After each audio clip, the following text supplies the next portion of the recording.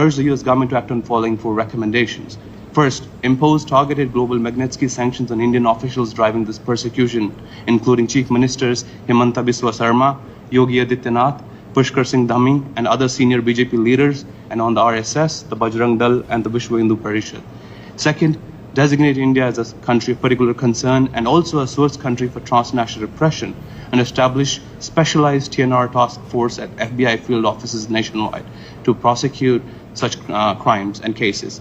America में बैठे ये लोग क्यों आरएसएस और बीजेपी के ये 3 नेता हो या अन्य हिंदू संगठनों को बैन करना चाहते हैं, इसके बारे में संपूर्ण जानकारी आपका दोस्त आपको देगा। तो आपको करना क्या है कि इस वीडियो को अंत तक ज़रूर देखना है। किस शहर से आप हमारा वीडियो देख रहे हैं वो हमें कमेंट बॉक्स में बताना है, ताकि हमें पता चले कि हमारा वीडियो किस किस शहर और किस किस देश में देखा जाता है।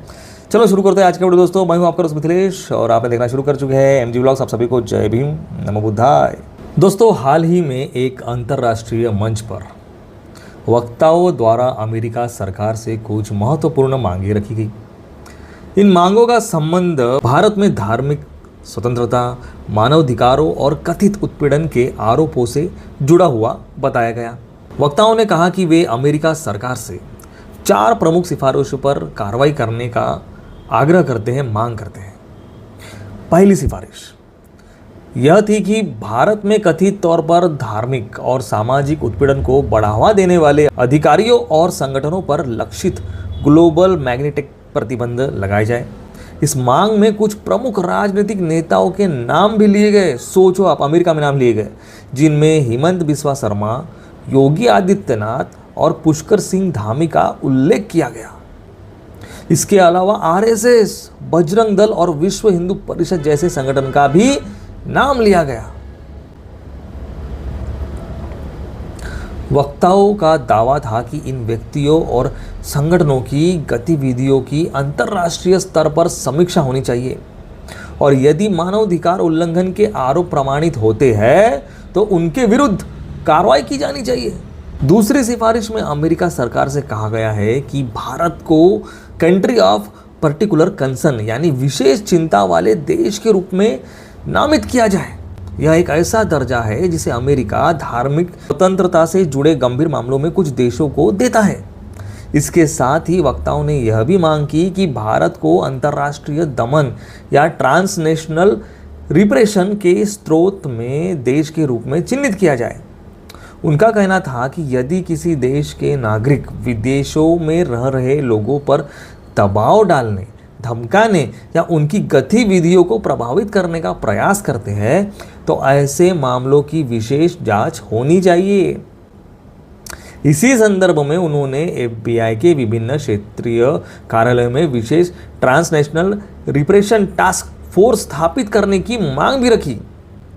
उनका तर्क था कि ऐसी इकाइयाँ उन मामलों की जांच और अभियोजन में मदद कर सकती है जिनमें विदेशों में रहने वाले लोगों को कथित रूप से निशाना बनाया जाता है। हालांकि इन मांगों को लेकर अलग अलग दृष्टिकोण भी सामने आते हैं। भारत सरकार और अनेक संगठनों का कहना है कि भारत एक लोकतांत्रिक देश है जहां संविधान सभी नागरिकों को समान अधिकार और धार्मिक स्वतंत्रता प्रदान करता है। वही आलोचकों का मानना है कि कुछ घटनाएं और नीतियों की अंतर्राष्ट्रीय स्तर पर समीक्षा की जानी चाहिए।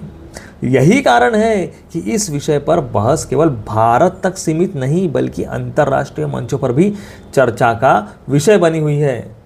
एक पक्ष इसे मानवाधिकारों और धार्मिक स्वतंत्रता का मुद्दा मानता है, जबकि दूसरा पक्ष इसे भारत के आंतरिक मामलों में हस्तक्षेप के रूप में देखता है। अब यह देखना महत्वपूर्ण होगा कि इन मांगों पर अमेरिका सरकार या अन्य अंतर्राष्ट्रीय संस्थाएं कोई प्रतिक्रिया देती है या नहीं।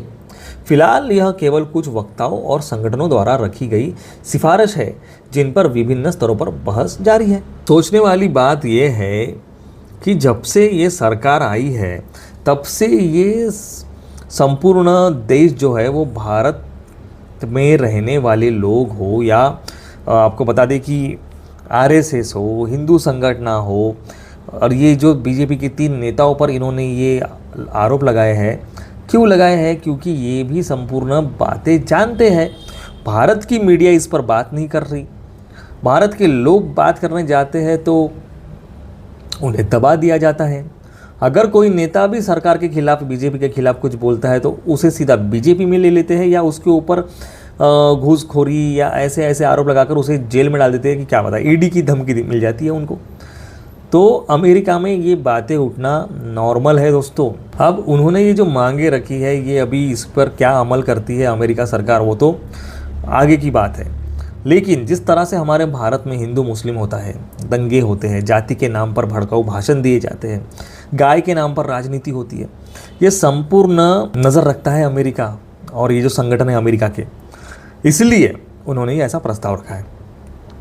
आपको क्या लगता है कि ये विश्व हिंदू परिषद, बजरंग दल, आरएसएस और ये जो 3 बीजेपी के नेता है, ये सब बैन होने चाहिए या नहीं? इसके बारे में आप हमें कमेंट करके अवश्य बताएं।